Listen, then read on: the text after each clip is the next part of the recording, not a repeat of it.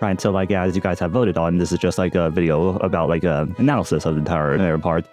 Of course, this part doesn't really go that deep into the lore since it's more of a teaser, since obviously it's the first part. Anyways, this video is meant to be like a shorter video since like there's not much to say, so I just gotta say as fast as possible.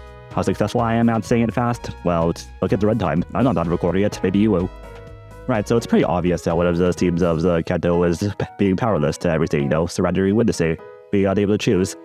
Like, the most obvious example of this is, Sinclair. Like, during the round of his first trials, he sees some people get thrown into the pit.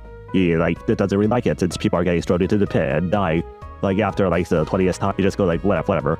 Like, it felt like this is, blowing it out of proportion. It's like, in other times, we see, Karen run over a bunch of people, and, we've also killed a bunch of people and stuff like that, so it doesn't really matter these few times. But then again, this kind of theme is also pretty common in the real world. Like, once you've seen enough suffering, and, you can't really do much about it, and, you kind of just, don't really care.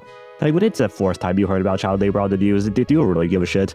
If this is placed about, a serial killer or something, do you really actually care that people are dying? Right, some people say that this Canto is more about nihilism and such, believing that it's meaningless. I personally don't actually really consider myself a nihilist, but I also kind of do, Like, the whole thing is, a lot of things don't really mean that much. Like, there's a lot of things that people say are real valuable and such, but, it's really not that much. But also, don't believe it, since, it means something, For example, roses are, that in most cultures are used to express love and such. To say that doesn't have this meaning isn't being, cool or being able to see beyond the surface. It's more of just being stupid. Oh, if I was asked about my opinion of philosophy and such, I would be like, yeah, nothing matters. Like, if there's, a guy crying over, how someone you knew died in a car crash, I probably wouldn't just go, yeah, nothing matters, I'll probably be slapped in the face for that, too. Yeah, I definitely deserve it. Right, a lot of people also say it's, more about depression, but I feel like that's not really exactly accurate. It's if you don't really call it depression, it's kind of accurate in some cases, but not really. Just saying, it's more of, general suffering. And, if just being sad and suffering is depression, then man, everything is. Yeah, so I personally believe it's not really.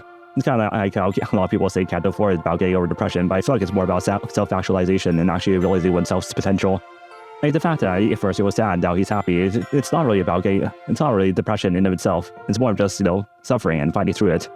Yeah, Chai kind of comes with the additional meaning of passage of time. This mixed up with the first theme of being powerless, since, you can't stop the flow of time.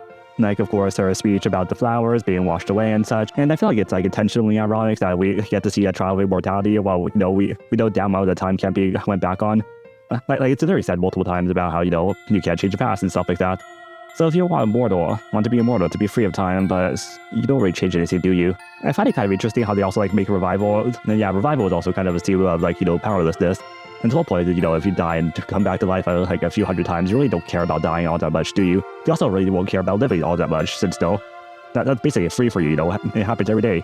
And it shows how just reviving and coming back just devalues the preciousness of his life. Driven by debate, and how they repeatedly state that people who get revived a lot just kind of get weird. Honestly, I feel like this Canto is kind of meta, since they talk about how Hanlu was being sent on a journey to observe the world that he can't read in the books.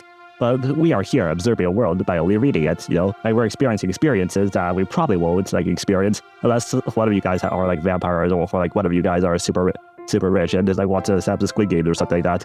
Other than that, we really won't experience these kinds of things, so I feel like that's a real meta aspect. It's also a meta aspect since we can't really do much about this, The characters, they speak, they suffer.